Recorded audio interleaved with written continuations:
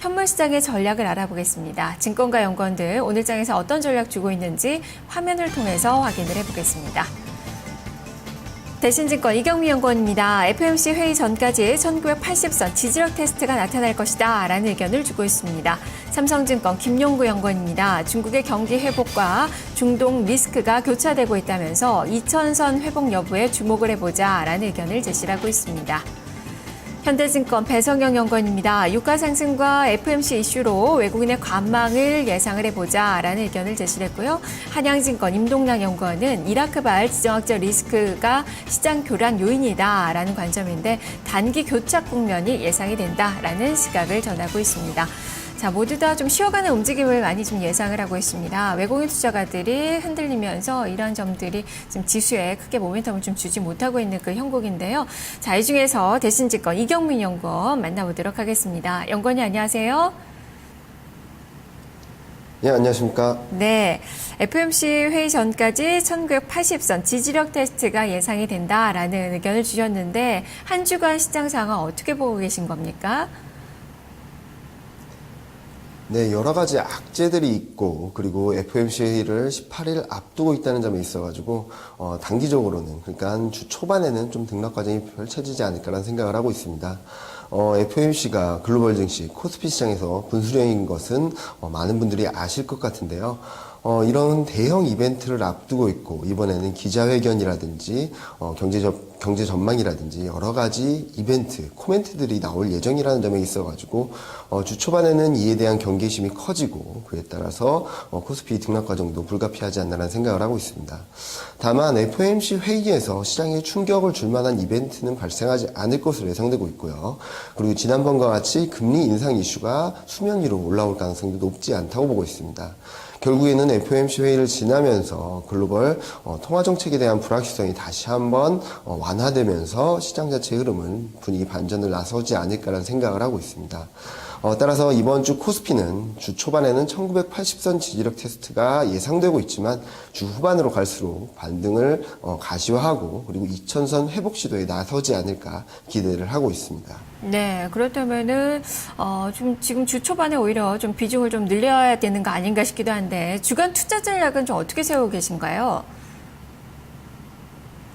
네, 이번 주 초반은 아마 매수의 기회가 되지 않을까라는 생각을 하고 있습니다. 특히 난 US 모멘텀, 그러니까 유럽과 중국과 같이 미국을 제외한 다른 국가들이 경기 모멘텀이 되살아나고 있다는 점에 있어가지고 난 US 모멘텀의 수혜를 받을 수 있는 시크리컬, 그러니까 화학, 조선, 철강과 같은 그런 업종들에 관심을 가지실 필요가 있겠는데요. 지난주 코스피 흐름을 본다 하더라도 삼성그룹주를 제외하고는 대부분은 많은 업종들이 시가총액이 늘어났습니다. 무슨 말이냐면은 시장 자체의 흐름은 삼성그룹주가 주도를 하고 있지만 업종별 흐름에 있어서는 워낙 강세 그리고 중국과 유럽발 모멘텀을 반영하고 있다는 판단을 하고 있습니다. 이런 부분들을 감안해 봤을 때 FOMC 회의 이후 턴어라운드가 전개될 경우에는 난 US 모멘텀이 수혜를 받을 수 있는 업종들을 좀 관심을 가지실 필요가 있겠고요. 이런 매수 기회는 주 초반이 될 것으로 보고 있습니다. 특히 철강, 화학 업종에 관심을 높이실 필요가 있겠는데요. 철강, 화학 업종은 실적 턴어라운드 가능성이 엿보이고 있습니다. 조선이나 에너지 업종과 같이 실적이 계속적으로 하향 조정되는 업종들과는 달리 실적 측면에서 그동안의 하향 조정세를 마무리하고 있다는 점에 있어가지고 기술적 반등 시도 그리고 반등 시도가 좀 더 가시화되지 않을까라는 생각을 하고 있고요.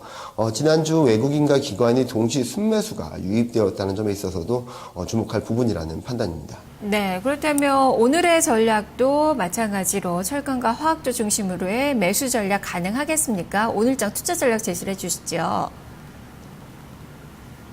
네, 지금 현재로서는 오늘 내일 등락 과정이 전개될 수 있겠지만 이를 리스크 회피로 받아들이기보다는 비중 확대의 기회로 적극적으로 대응하실 필요가 있지 않나라는 생각을 하고 있습니다. 이라크 사태 그리고 최근 지난 주말에 다시 불거진 우크라이나 사태가 투자 심리를 좀 압박하는 요인이 될 수 있겠지만 이런 부분들은 그동안 봐왔듯이 일시적인 그리고 교란 요인이라고 판단을 하고 있기 때문입니다. 따라서 화학 철강 업종을 중심으로 한 분할 매수 전략이 유효하다고 보고 있는데요. 지금 현재 1990포인트 선을 기준으로 등락을 반복하고 있지만 1980선 초반까지 다시 내려간다면은 아마 분할 매수로 대응하셔도 무리가 없지 않나라는 판단을 하고 있고 이번 주 초반, 그러니까 월요일, 화요일, 수요일까지는 적극적인 대응을 하는 과정에서도 좀 비중을 공격적으로 늘려가기보다는 분할 매수 전략으로 대응하시는 것이 필요한 시점이 아닌가라는 생각을 합니다. 네, 알겠습니다. 말씀 잘 들었습니다. 예, 감사합니다. 네, 비중 확대 기회로 삼자라는 그 의견이네요. 대신증권 이경민 연구원과 함께했습니다. 자, 이어서 포트폴리오 전략을 살펴보겠습니다.